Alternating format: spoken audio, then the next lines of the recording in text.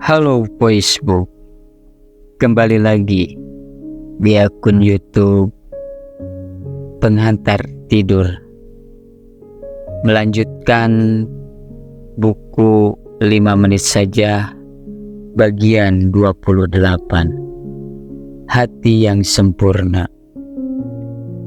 Suatu hari, seorang anak bermimpi seolah-olah setiap orang bisa melihat bentuk hati orang lain, termasuk hatinya sendiri. Sekilas, ia sangat mengagumi dan terheran-heran dengan suasana tersebut. Lalu, ia mengalihkan pandangan ke dadanya sendiri. Ia mendapati hatinya berbentuk merah jambu dan berkilauan. Hati yang sempurna, katanya dengan bangga, tak bercacat dan tanpa noda. Kemudian ia melangkahkan kakinya keluar dan mengamati hati orang-orang di sekitarnya. Ada hati yang terpancar indah seperti miliknya, ada yang terluka, besar, kecil, dan sebagainya. Wow, luar biasa, teriaknya. Si anak semakin yakin bahwa hatinya yang paling sempurna, karena ia tidak melihat hati lain yang lebih indah dari miliknya. Namun, hal itu tak berlangsung lama. Tiba-tiba, ia terpaku melihat seorang wanita tua yang menggunakan penutup kepala, sehingga wajahnya hampir tidak terlihat. Wanita tua itu memiliki hati yang sangat besar, tetapi tak terbentuk. Anak tersebut heran, mengapa banyak sekali lubang menganga di hati wanita tua itu. Si anak berjalan mendekatinya, kemudian bertanya, "Mengapa hatimu tak seindah hatiku?" Si wanita tua menjawab, "Mungkin karena kamu masih kecil dan belum memahami dunia. Setiap aku mencintai seseorang, aku menyayat hatiku, dan kuberikan kepadanya. Begitu juga saat aku menolong orang lain. Selalu ada serpihan hati yang kubagi untuknya. Dulu saat aku masih muda dan bergaul dengan banyak sahabat, hatiku teriris-iris karena harus kubagi kepada mereka. Saat aku menikah dan punya anak, hatiku hampir habis tersayat untuk memahami suami dan mengasuh anak-anakku. Namun, ada juga saatnya orang-orang membagi hati kepadaku untuk menutup setiap luka di hatiku. Oleh karena itu, hatiku lebih besar dari hatimu, sekalipun bentuknya tidak jelas lagi. Memang tidak semuanya mau berbuat demikian. Itulah sebabnya masih banyak lubang yang menganga di hatiku. Sekarang lihatlah, hati siapa yang lebih indah, hatiku atau hatimu?"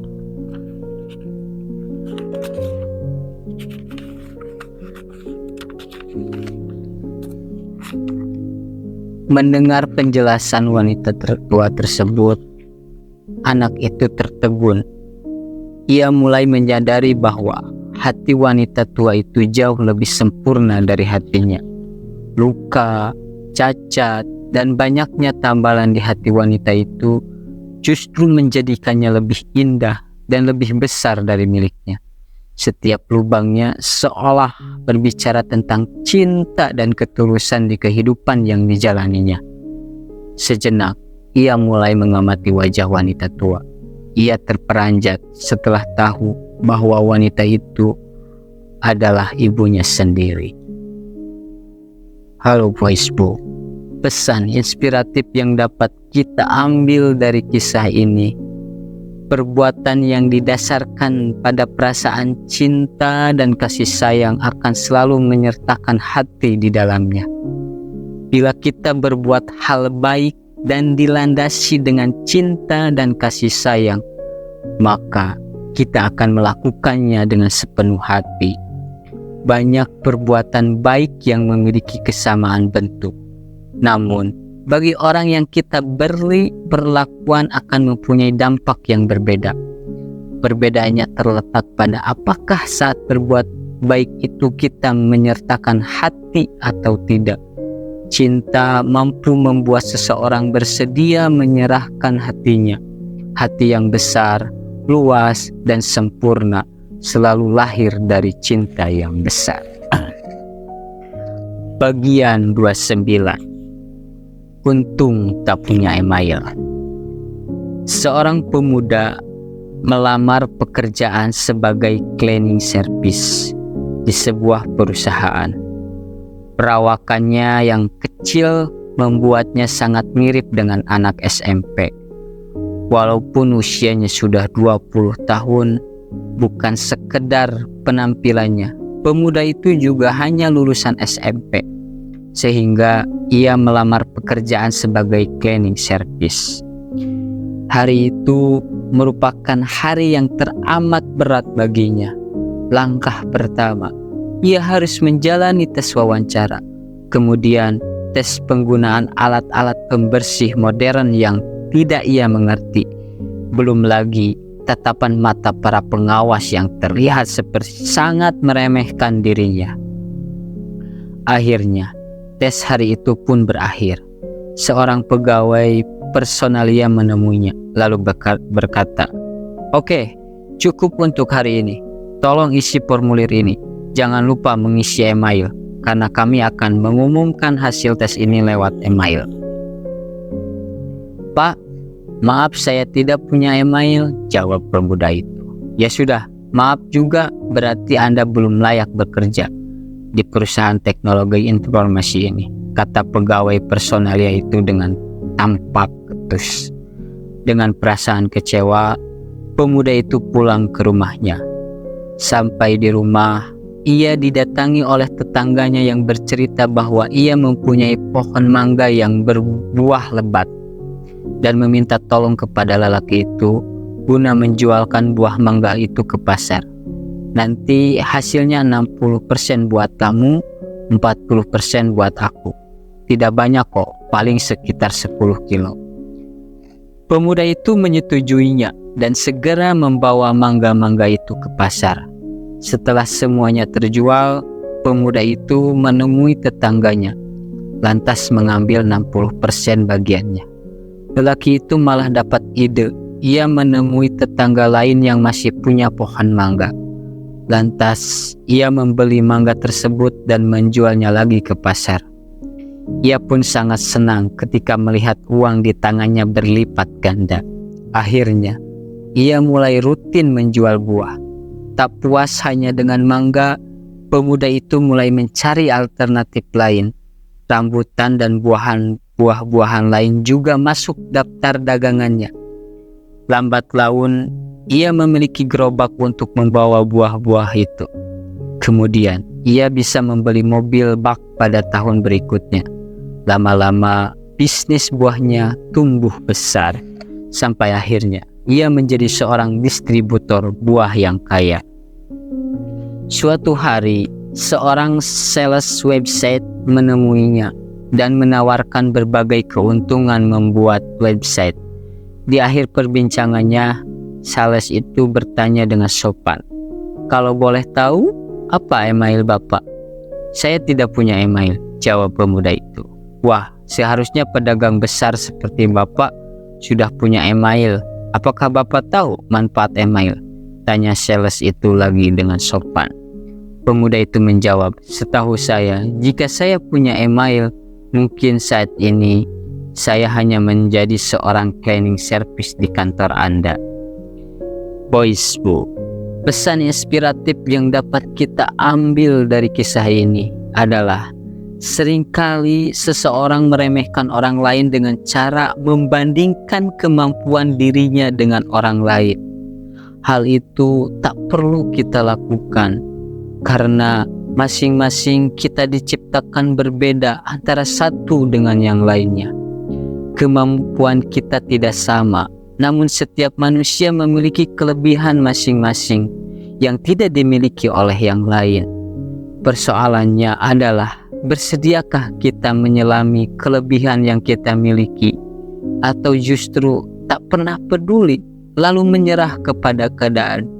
Seperti pemuda dalam kisah tersebut, ia minim pengetahuan dan bahkan tak punya email. Hanya karena tak memiliki email, ia gagal menjadi seorang cleaning service. Namun, kegagalannya di bidang itu telah membuka kesempatan kepadanya untuk melihat sisi kelebihan yang dimilikinya. Ia justru berhasil menjadi seorang pengusaha buah.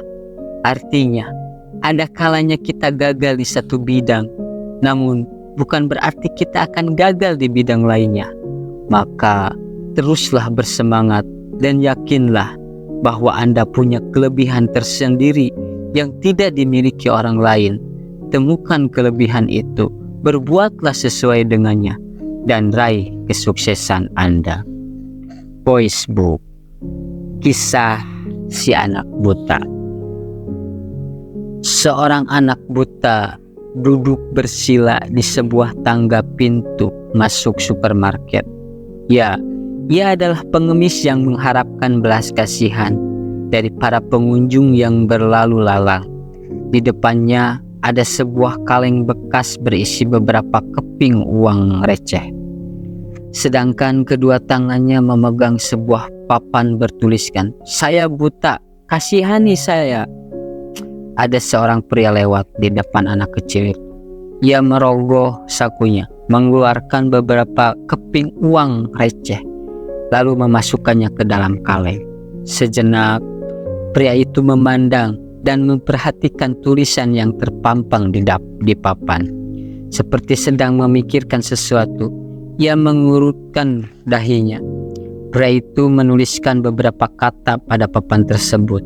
Sambil tersenyum, ia mengembalikannya kepada si anak kecil, lalu pergi meninggalkannya. Sepeninggal pria tersebut, uang receh pengunjung supermarket mulai mengalir lebih deras ke dalam kaleng anak itu. Kurang dari 1 jam, kaleng tersebut sudah hampir penuh. Sebuah rezeki yang luar biasa baginya. Tak berapa lama, pria itu kembali. Anak kecil itu berterima kasih kepadanya dan menanyakan apa yang ia tuliskan pada papan itu, sehingga banyak orang yang bersedekah untuknya. Ternyata pria itu menulis sebuah kalimat, "Hari yang sangat indah, tetapi saya tidak bisa melihatnya." Pria tersebut mengutarakan betapa beruntungnya orang yang masih bisa melihat. Ia tidak ingin pengunjung memberikan uangnya hanya sekedar kasihan, tetapi memberi atas dasar terima kasih karena telah diingatkan untuk selalu bersyukur. Pria itu melanjutkan kata-katanya, "Selain itu, menambah penghasilanmu, saya ingin memberi pemahaman bahwa ketika hidup memberimu 100 alasan untuk menangis, maka tunjukkanlah bahwa masih ada 1000 alasan untuk tersenyum." Voice Book, pesan inspiratif yang dapat kita ambil dari kisah ini adalah, terkadang beban hidup yang menghimpit membuat kita ingin menangis, bahkan menyerah. Padahal sesuatu yang kita alami merupakan konsekuensi dari kehidupan yang kita jalani. Tidak ada kehidupan yang berjalan mulus, selalu ada persoalan yang harus dihadapi.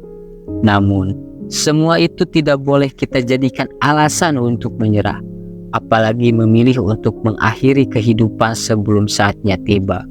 Sebab akan selalu ada celah yang bisa membawa kita keluar dari masalah yang menimpa. Meskipun kehidupan menghadirkan di hadapan kita 100 hal yang bisa membuat kita menangis, tapi yakinlah, kehidupan sebenarnya juga menyedihkan. 1000 hal yang bisa membuat kita tersenyum. Semoga tidur Anda nyenyak. Amin.